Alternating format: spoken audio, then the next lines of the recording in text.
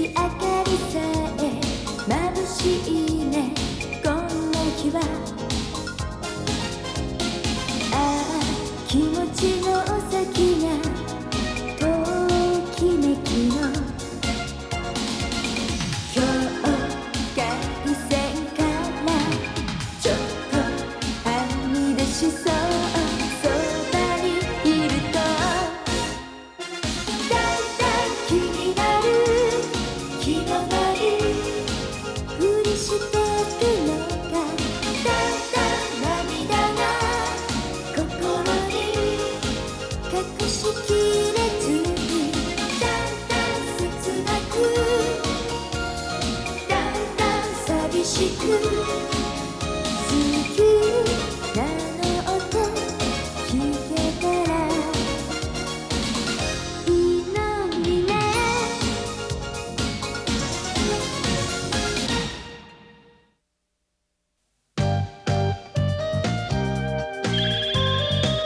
料理と絵心。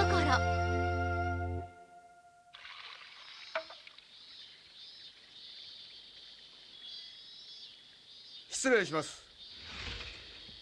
おお、来たか。待ってたぞ。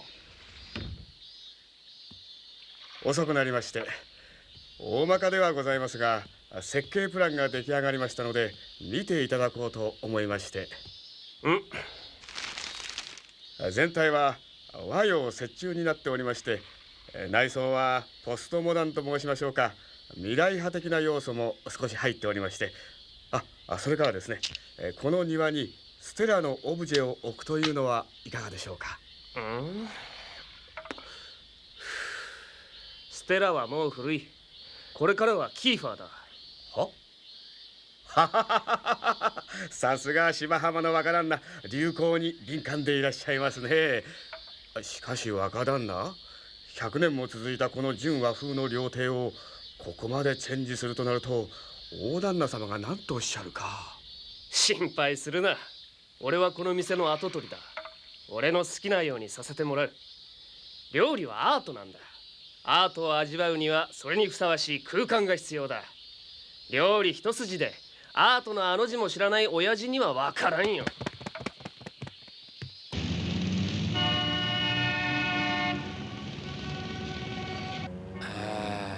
暑いなまったく。いつになったら修理できるんですかねエアコン。車種、私たちはどこにお供するんでしょうか。神田の芝浜という料理屋だ。名前は知っとるだろう。有名ですからね。いつ行ってもなかなかうまいものを食わせてくれる店なんだ。究極のメニューの参考にもなるかななんて思ってね。それで本当のところ目的は何ですか。最近飲み込みが早いな山岡。そりゃもうでそこの一人息子は喜一君というんだが、今のままでは芝浜を継がせるわけにはいかないと主が言い張ってね。原因はわからんのだが。じゃあ継がせなきゃいいんですよ。別に長男だからって家を継がなきゃいけないなんてな今時。まあそうは言っても親心としてはやはり我が子に店を継がせたいだろうな。君も本来なら美食クラブの跡継ぎになるはずだった男だ。君にも芝浜の息子がどんな人物か見てほしいんだ。興味ありませんね。そんな席出たくありませんと言いたいとこだけど、芝浜と聞いちゃ料理を食べるだけでも付き合いますよ。山岡さん。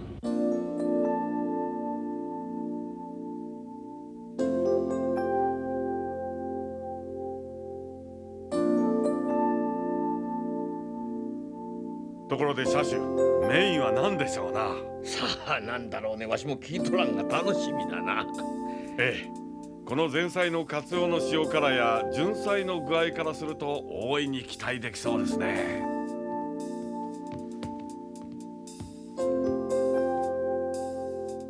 本日はようこそお越しくださいました。いや、まあ今日はよろしく頼むよ。はい、精一杯相務めます。今日はちょっとした趣向を用意いたしました。お気に召しますかどうか。おお。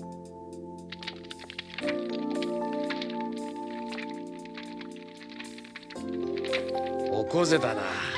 息がいいですね。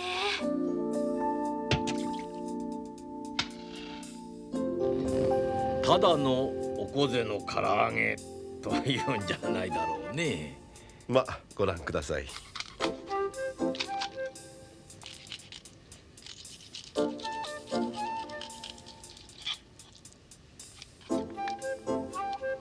おお。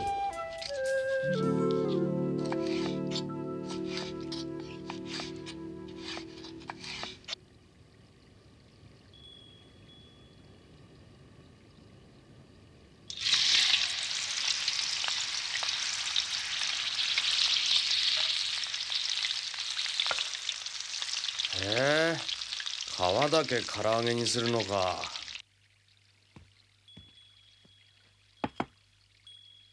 さあ熱いうちに召し上がってください。タレはこれをつけて。あら、この匂いは覚えがあるわ。ニョクマムですね。そう、ニョクマムってのはベトナムの魚から作った醤油だよ。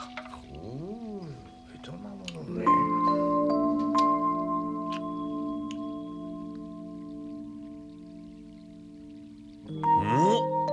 皮の唐揚げだからパリパリ硬いのかと思ったら。硬いのは表面だけで中はプルプルとしていて、ゼラチン質の皮のねっとりとした感触とムチムチした弾力はそのままなのに、ちゃんと火が通っているので甘みも出ている。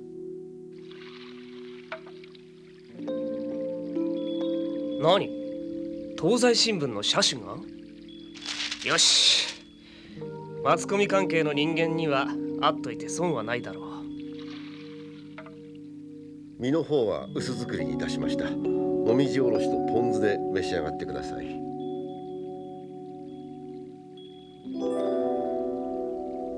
おお、シャキシャキっとして。あんなグロテスクな魚なのに、なんて上品な味わいかしら。なるほど、おこぜを丸ごと唐揚げにしたのでは、皮も身も本来のうまさを全然味わっていなかったことがよくわかりましたよ。このやり方なら皮と身の両方のうまさの真髄がわかる。この趣向は見事だ。楽しめたよ。究極のメニュー作りの参考になったはずです。本当に。ありがとうございます。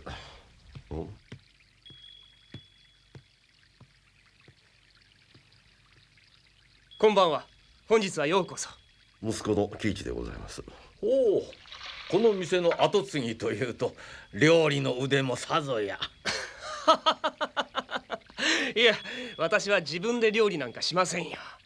料理は総合芸術です。料理屋の主人はその総監督であればいいんですよ。実際の料理なんか職人仕事ですからね。そんなことに主人が煩わされてはいかんのです。ほほ、なかなか面白い意見だな。むしろ茶道を極め、書や絵画の道を研鑽し、まず第一にアーティストとして自己の存在を確立すべきでしょう。なるほど、芸術としての料理か。まるで貝原雄山だな。私はこの店を貝原雄山の美食クラブ以上のものにしてみせますよ。政財界のトップレベルにある人たちを会員にし、超一流の料理人を手足のように使い、金に糸目をつけずあらゆる料理を食べさせる、そんな超高級店にしたいんです。それではこれで失礼します。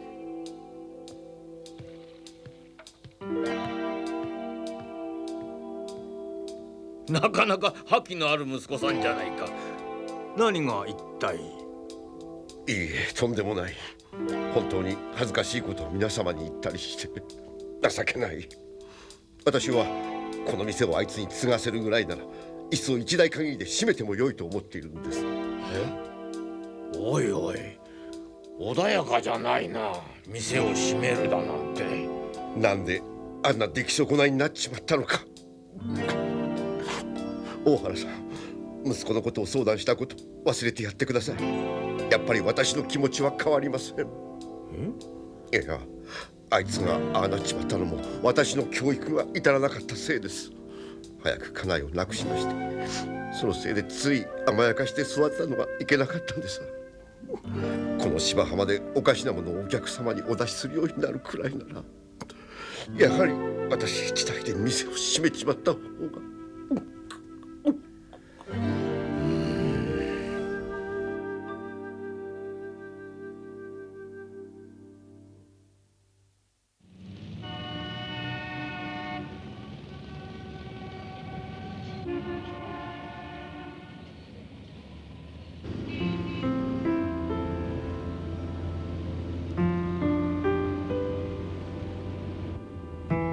なんだかおこぜの味なんかどっか行っちゃいましたね。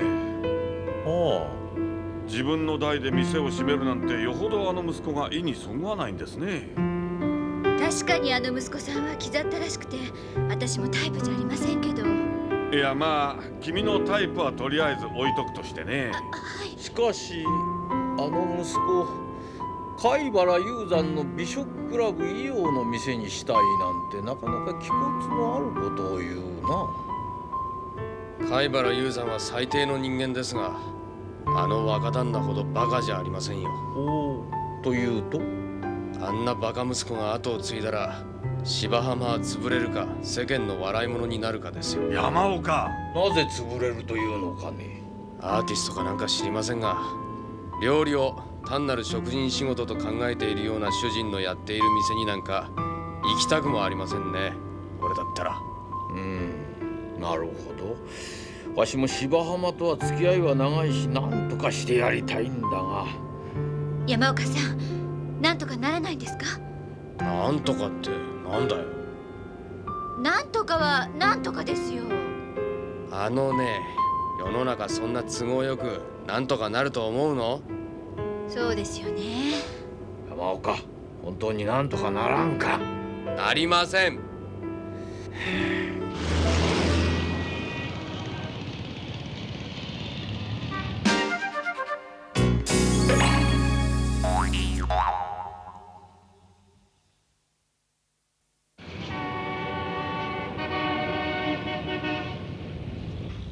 こんなものが社主のところへ来たんだ。展覧会の案内状ですね。柴原喜一というと、この間行った芝浜の跡取りだよ。社主は忙しいから代わりに君たちに行ってほしいとおっしゃるんだよ。しかしこんなのは美術担当の仕事でしょう。絵の個展なんだから。いや、社主はぜひ君たちにとおっしゃられてるんだ。山岡さん、行きましょう。これは社主の心あるお計らいですよ。どこが心あるお計らいだ。俺はあんなバカ息子と関わり合うのは金輪際ごめんですよ。山岡が何と言おうと、とにかくこれは社主の命令だからね。言ってもらうよ。冗談じゃないっすよ。いくら社主の命令だからって人が嫌がってんのを無理やり強制するのは労働基準法に反するんじゃないっすか。へえ、地下鉄表参道駅から歩いて3分。なんだ、意外に近いじゃないですか。ねえ。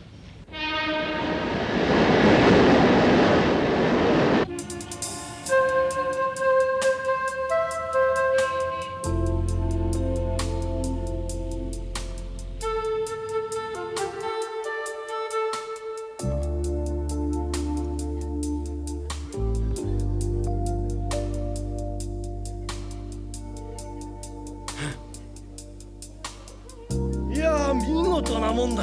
さすが芝浜の若旦那だね。この鯛なんかこのまま池作りにしたいくらい。御用の説は芝浜へどうぞ。はあ、若旦那ったら商売上手ね。やはり料亭の若旦那だけあって料理の素材を描いたものが多いですね。この鮎には苦労しましたよ。この優しくて色っぽい姿を描くのには骨を折りました。優しくて色っぽい。これは鈴木ですね。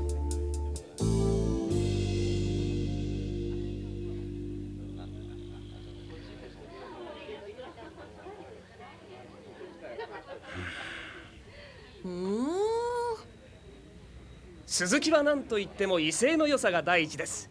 江戸前の鈴木は粋ですからね。やぼったく描いたんじゃシャレにもなりません。それにしても絵心というのは大事ですな。また絵の研鑽を積むことによってこそ良い材料を選ぶ眼力が養えるんです。物を見る目がなければ良い材料は選べません。材料を選ぶ眼力だって、こいつは大笑いだ。山岡さん。あんた先日大原さんと一緒にいた。一体何がおかしいんだ。ここにある絵、特に鈴木と鮎の絵を見る限り、あんたには材料の良し悪しを見分ける眼力なんかさらさらないからさ。なんだと。絵画の稽古をして描く技術だけは上達しても、中身はまるっきり空っぽだ。こんな絵を芝浜の若旦那が描いたなんてことが世間に知れたら、誰も芝浜に行かなくなるぜ。なんだこの男は。ずいぶんなことを言うわね。そうよ、失礼よ。言わしておけばいい気になって、どうしてうちの店に客が来なくなると言うんだ。じゃあこれから芝浜へ行こうじゃないか。あんたの絵を持って。あんたの店の料理人たちなら俺の言うことの正しさを証明してくれるさ。うちの店の料理人たちに。ああ。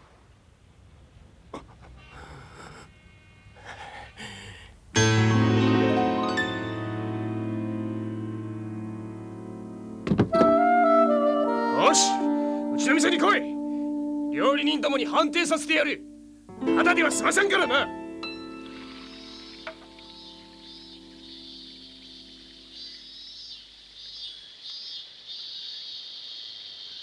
ここに集めた者は経験も豊富、技術も超一流の幹部たちだ。この連中に判定させる。結構だ。これから絵を見せるが、その絵に描かれている通りの材料を仕入れても良いと思う人は手を挙げてもらいたい。まずこの鮎だが、この鮎を仕入れたいと思う人は。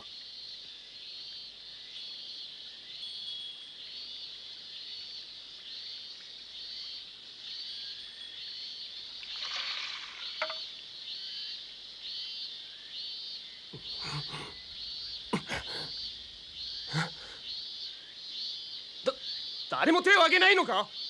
この鮎は仕入れないというのか。なぜだ。どうしてなんだ。この絵のどこがいけないというんだ。次にこの鈴木を買おうという人は。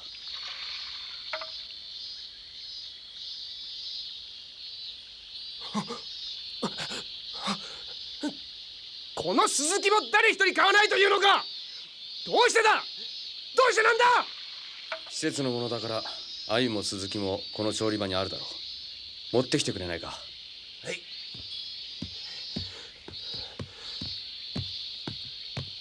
わからない。何がいけないというんだ。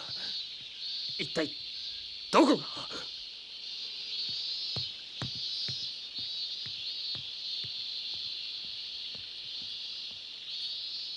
まず鮎から見てみよう。絵と実物を比べてみるんだ。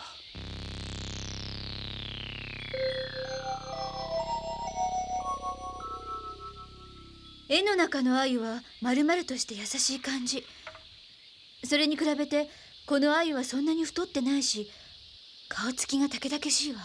それはここに持ってきてもらった鮎は天然の鮎なのに、絵の中の鮎は養殖の鮎だからさ。養殖の鮎。そう。よく見れば養殖物と天然物とははっきり区別できるはずだ。天然の鮎は6月頃から川底につく苔を食べるようになる。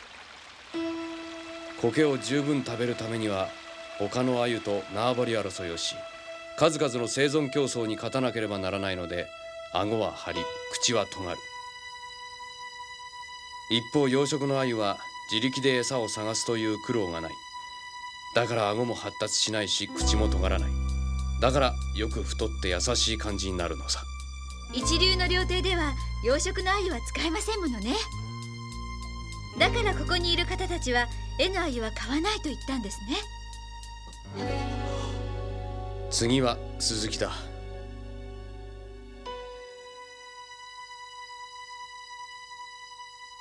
分かったわ。実物の鈴木には頭と尾の付け根に切り込みが入ってるけど、絵の中の鈴木は無傷だわ。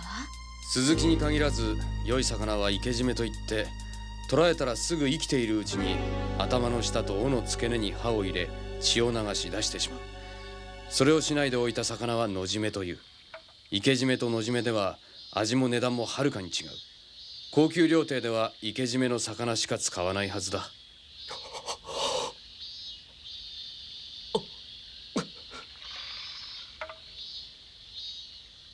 負けだ。私の負けだ。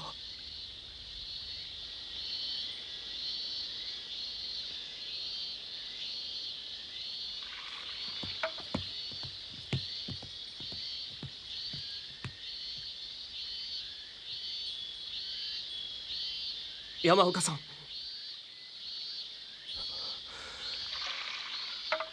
私は絵の上がりの効果にとらわれて、題材として見た目がふっくらとしているから養殖の鮎を選び、傷がついていないから野締めのスズキを選んでしまった。料理はアートだなんて頭でっかちでキザなことを言って、かっこつけて肝心なところを見落としてしまうなんて、芝浜の跡取りとしては失格です。本当に恥ずかしい。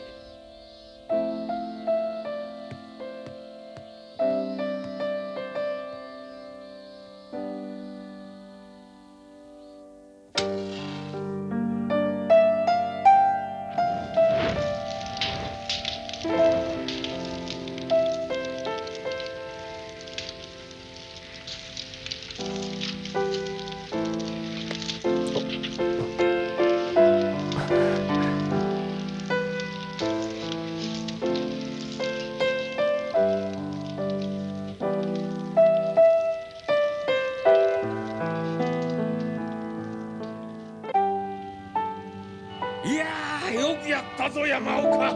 芝浜の主が大喜びで挨拶に来たよ。あれ以来あの息子は毎朝菓子に買い出しに行くし、調理場に立つしで、まるで生まれ変わったようにやってるそうだ。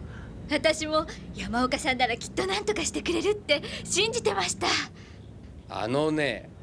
俺はね、別にあの若旦那を立ち直らせようなんて思ってやったんじゃないんだよ。ただ料理がアートだとかなんだとかいう芸術家気取りが気に食わなかっただけだよ。まあいいじゃないか。結果的に一人の人間を立派に立ち直らせたんだ。ところで実はもう一人立ち直らせてほしい男がいるんだが、この男なんだ。この男ぐうたらで困ったやつなんだ。そりゃないですよ、車種。いや、すまん。いや、私じゃない。副部長がそう言う。ねえ、みんな。でも山岡さん、本当に立ち直ってくださいね。うるさいわい。フラットホームに滑り込んだ流れ